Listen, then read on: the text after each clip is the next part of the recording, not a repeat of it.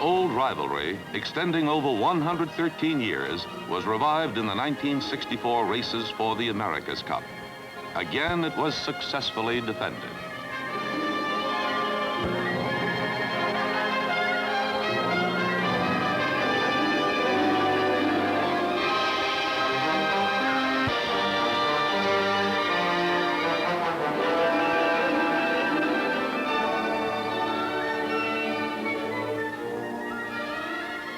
And 12-meter yachts were built to meet the British challenge.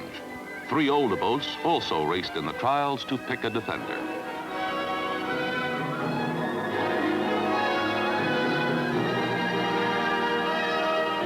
Constellation won the trials, then trounced the Challenger. She was sailed by Ritter, skipper, and Bob Bavier, helmsman. For the first time, Challenger trials were sailed in this country. The Royal Thames Yacht Club picked Sovereign, sailed by Peter Scott. The famous Old Cup was won from the British by the schooner America in 1851. Sir Thomas Lipton challenged 5 times himself, more than anyone else. He came the closest to lifting the cup with Shamrock IV in 1920. Sir Thomas, a fine sportsman, took many important trophies, but never the America's Cup, the one he cherished most. Lipton's beautiful Shamrock V was beaten by Vanderbilt's Enterprise. In these rare scenes, Sir Richard Ferry sailed the last of the Shamrocks in the 30s. From Weymouth, England, Sovereign set out for early practice. She was designed as an improvement on Sceptre, the loser in the 1958 races.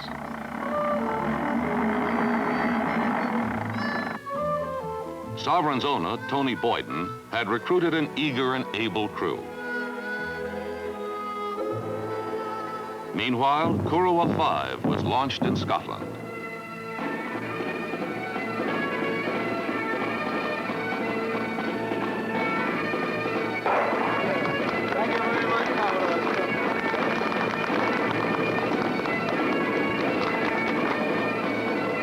In Glasgow, Kurrawa was lifted onto a lorry for the overland haul to Southampton.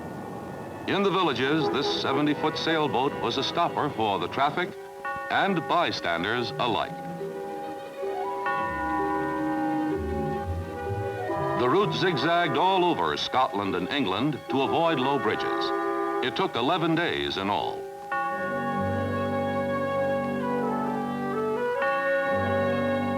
There was some rough going through the trees.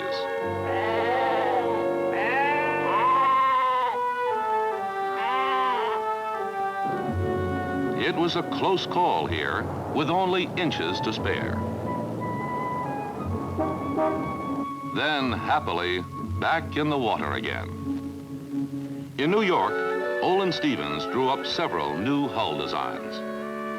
A model of each one was tested in the towing tank.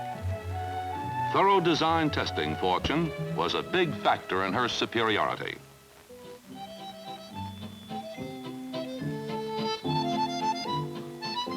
In the mold loft, the lines for each frame were laid out full size.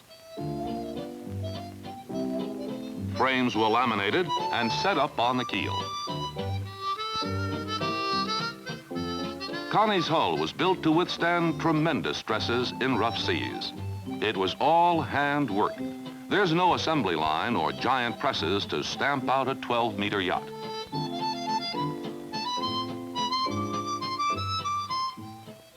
With the shutter plank in place and the hull intact, the traditional beer party was on.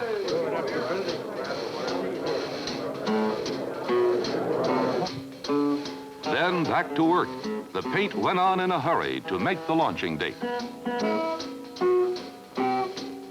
The Constellation syndicate was headed by yachtsmen Walter Gubelmann and Ritter, whose wives did the christening. I christened thee, Constellation.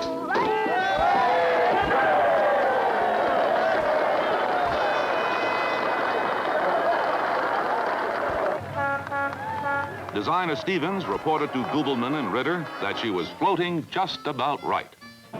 Well, that's encouraging. You like that, don't you, Eric? Well, I like the whole thing.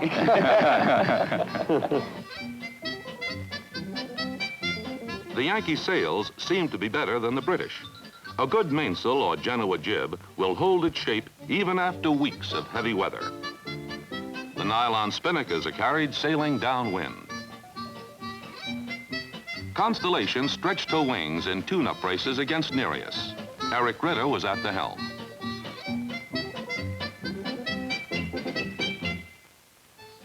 The second new boat was American Eagle. Bill Luder's design was also tank-tested for months. Like a whale-sized skeleton with all its ribs in place, the towing tank model was coming to life. She was built by Luder's for Pierre DuPont's syndicate and was christened by young Wendy DuPont, with her grandfather's help.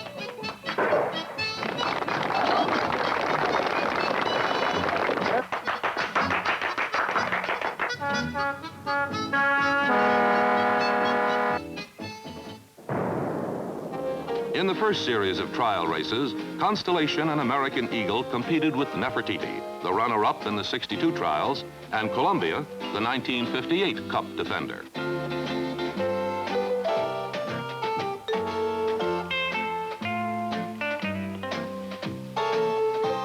Bill Cox, sailing Eagle, won every race. Nefertiti was second in the scoring, but Connie showed some flashes of speed too. In July, Sovereign arrived at Newport, where the Redcoats received a royal welcome from the Fife and Drum Corps.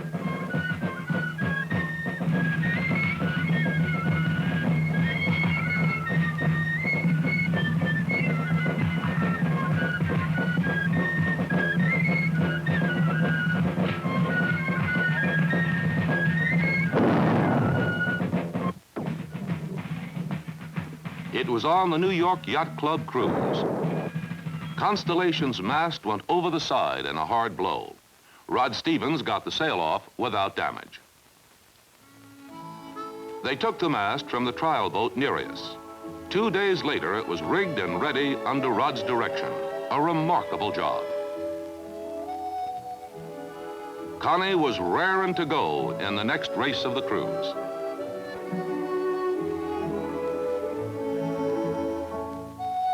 On board Nefertiti with Ted Hood at the wheel, American Eagle was close astern soon after the start.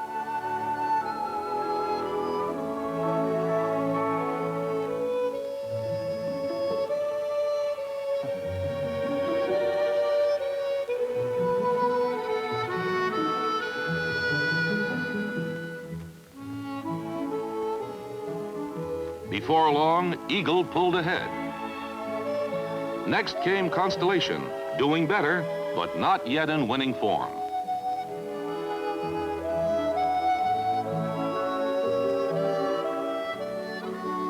On Nefertiti, one of the crew shinnied out on the main sheet to rig a block. Almost didn't make it back. They all jibed close to the Buzzard's light tower. Connie was overtaking Nefertiti, but Eric Ritter had his eye on American Eagle up ahead. He still hadn't beaten Bill Cox in a match race.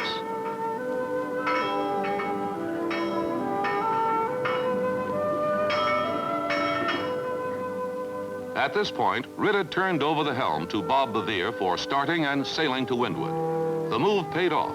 They were well ahead of Eagle, but Cox was saved by the bell, the fog bell. The race was canceled when a tanker appeared out of the murk. In the British camp, Tony Boyden and Peter Scott got Sovereign ready for the final Challenger trials.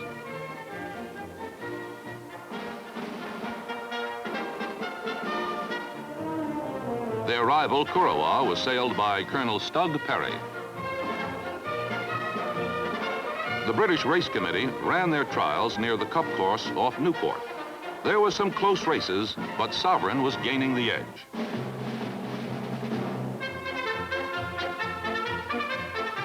The two hulls were almost identical.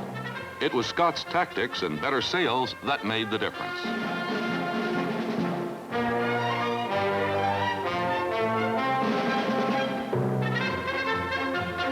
After winning 6 out of 8 races, Sovereign was named as challenger. The Olympic course was used. A beat to windward, followed by a reach, a right-angle turn, and another reach.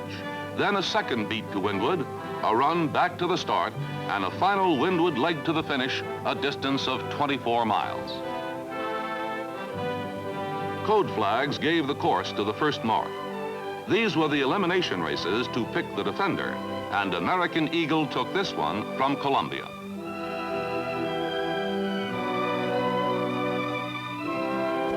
They were all match races, just 2 boats like the cup races. So Connie took on Nefertiti in the other contest.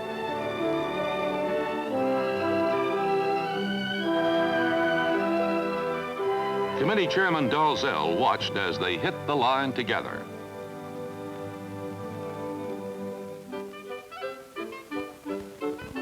After 3 races each, in which Connie and Eagle beat the older boats every time, Columbia and Nefertiti were eliminated. The field was down to 2. Constellation, nearest the camera, and American Eagle started their final series with a long, hard-fought duel that drew a good crowd of spectators. As they jibed at the second mark, Connie was nipping at the Eagle's tail. Watching every move, the spare crewmen were alert to see that everything was ship-shape. Well, back to the race. On the second beat to windward, Bob Bavier in Constellation kept the pressure on. He tacked again and again to get clear wind, perhaps hoping for a foul-up in Eagle's gear. Each time, Bill Cox tacked to cover Connie. Both crews worked furiously as they tacked over 80 times during the race.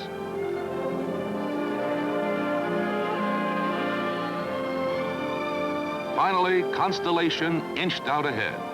Eagle was forced to tack, and Bavier won an exciting and important victory. Constellation's star was rising.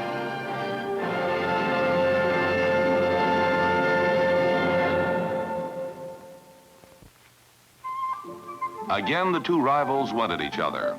Eagle, in the background, chased Connie in the merry-go-round. The tactic was developed by Harold Vanderbilt, the J-class skipper, in the 30s to avoid being chased away from the starting line. Then, just at the right time, Bob Bavier bore off for the line, hoping to get a safe leeward position with his wind clear. This he did, and American Eagle was already feeling his backwind. Eagle had a tack. Cox found that Constellation was being sailed closer to the wind and outfooting him besides. The spectators were feeling the pinch too. Connie took all but one of the races against Eagle in the final trials. Bill Cox tried everything, but just couldn't stay with the steadily improving Constellation. American Eagle gave Connie the tough competition she needed.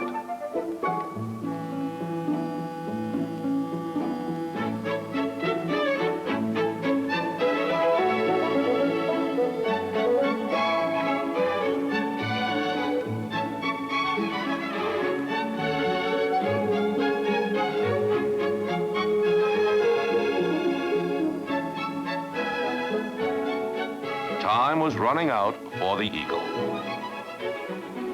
Throughout the summer, Connie won 10 out of 18 races against Eagle.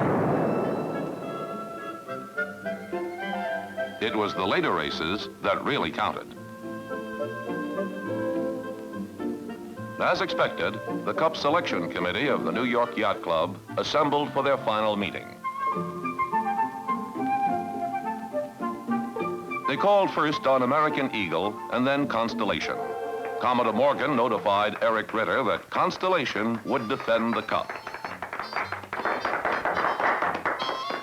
This was the big day for the Jubilant crew, the Stevens brothers, Bob Bavier, and Walter Gubelmann.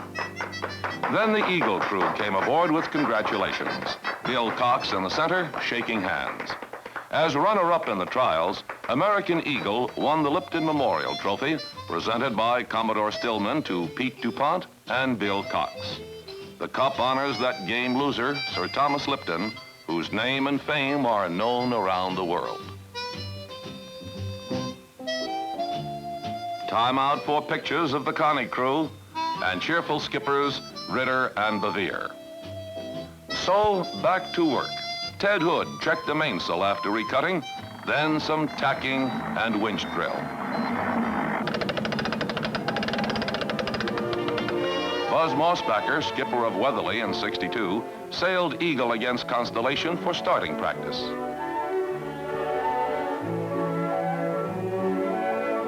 Connie's bending boom was a successful innovation.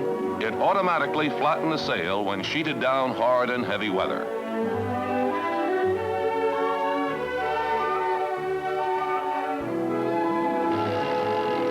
The happy winch grinder was giving his girl a whirl. Bavier tried some more starts with Nefertiti. Constellation and Sovereign both hauled out before the first cup race.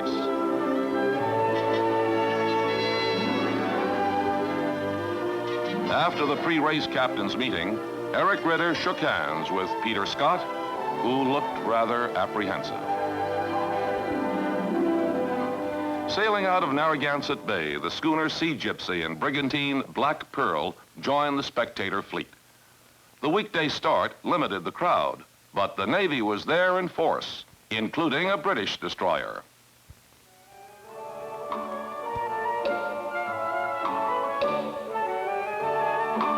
There were lots of little fellows, too.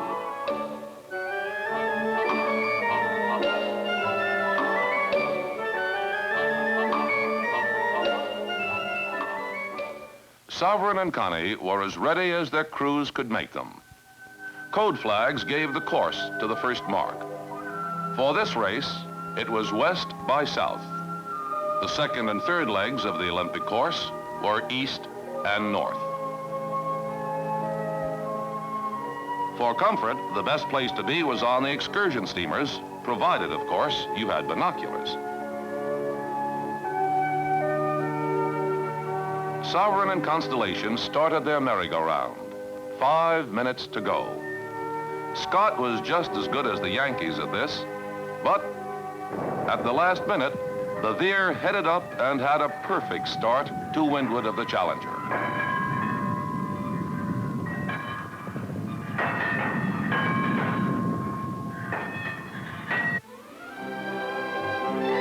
The view of the start from the excursion boat left something to be desired. Without benefit of a telephoto lens, this is where they really were on the seagoing grandstand. Sovereign was soon well covered by Constellation and steadily dropping back, so they tacked to get clear wind.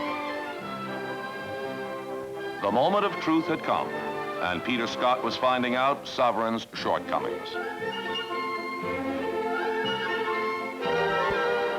As soon as Connie tacked to cover, Scott tacked again. He was in the same situation as American Eagle, and it was a lost cause. Constellation could head close to the wind, tack just as fast, and go through the water better, at least in this moderate wind. Constellation's lead at the first mark was 1 minute and 50 seconds. Her spinnaker, borrowed from Eagle, was up and drawing as she passed Sovereign, still on the first leg. With his red spinnaker pulling well, Scott held his own on the second leg.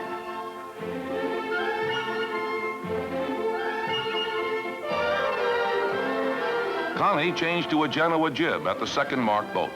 Sovereign did the same and completed the first round, less than 2 minutes astern.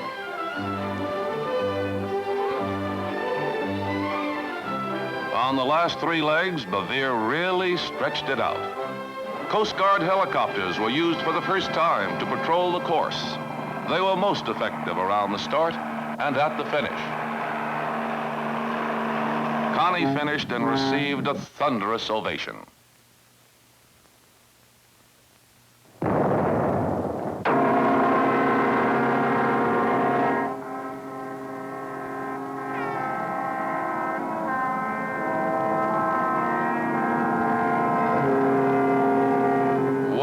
Back there Sovereign.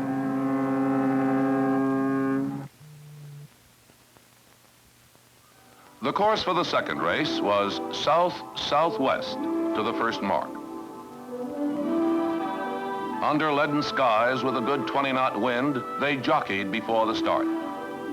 Scott tacked at just the right time and was in a good position, well to windward of the defender.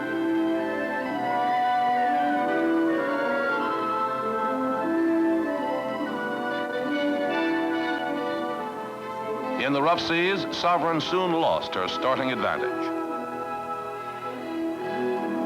Constellation was driving through the waves superbly.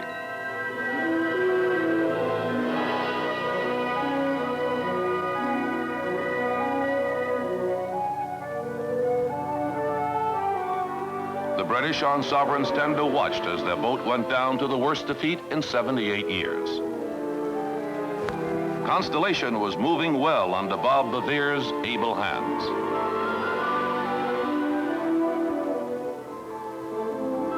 The wind was easing a little on the last leg. As the sun broke through, Connie finished a whopping 20 minutes and 34 seconds ahead. Ritter agreed to race the next day, but Sovereign, as was their privilege, showed the checkered N flag, asking for the day off. As usual, both crews cheered each other after the finish.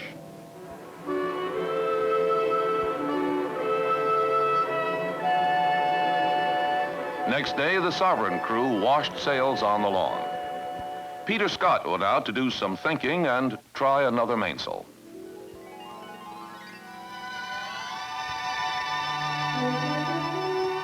Up went the main on Connie for the third race. It was a cloudy day with a 22-knot blow. The Navy tug plowed out to set the first mark on a course of east-northeast. Again, Sovereign got a better start to windward of Constellation. But in a matter of minutes, Bavier sailed right out from under the Challenger.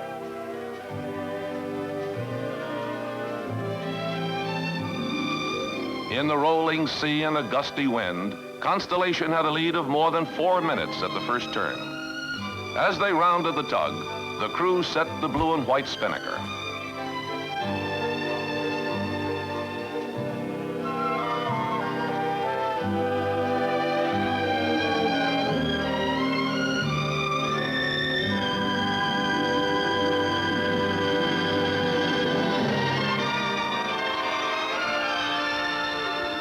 Sovereign sometimes gained a little downwind. But upwind, she was hobby-horsing over the waves. She almost stopped dead in the choppy seas. It was a wet, wet day. Connie took the seas in stride and tacked to cover the Challenger.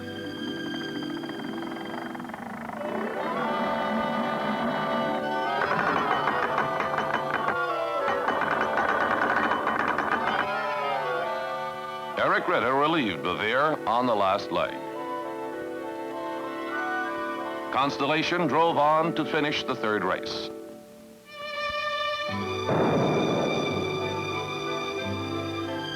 The margin was more than 5.5 minutes over Sovereign.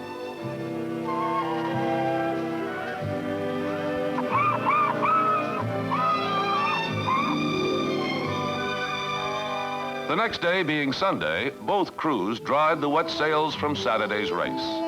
The Castle Hill Hotel, Connie's crew base, had a fine lawn for drying spinnakers. After chores, the pool table was a favorite spot. Touch football was banned as being too risky.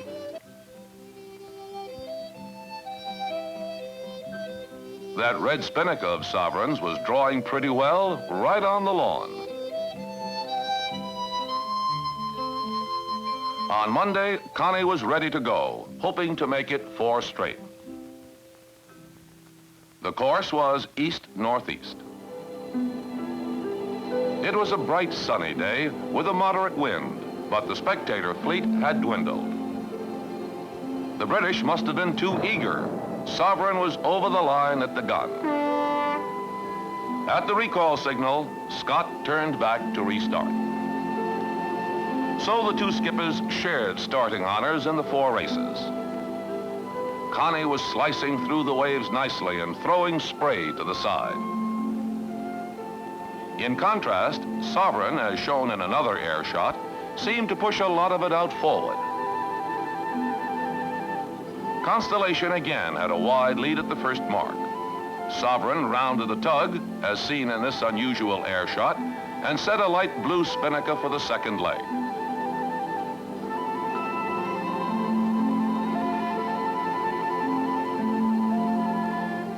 Constellation made the second mark jibe just the way the book says to. The spinnaker was full and drawing the whole way around as they dipped the pole under the jibstay and up on the other side. The long season of racing had sharpened up their sail handling to near perfection.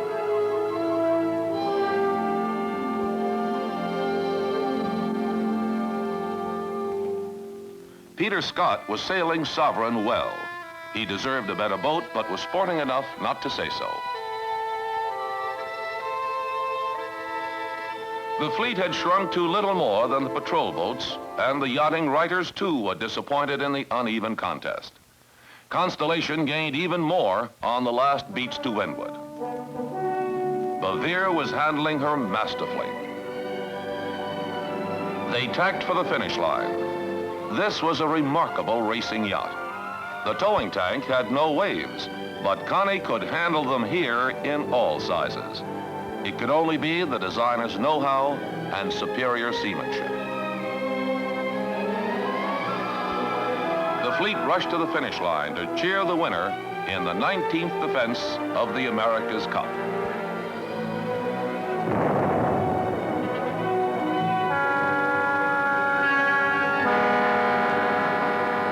Constellation waited for Sovereign. Again, the crews cheered each other as they sailed into Newport together. They got a rousing welcome in the harbor.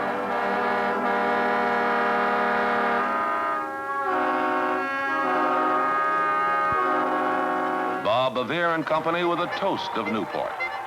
The Britons swapped shirts with the Yankees, who gave Ritter and Bavier the heave-ho. Peter Scott later acclaimed Constellation's designer. I think that Olin Stevens makes super boats. I think he's perhaps the greatest genius in the whole of this game.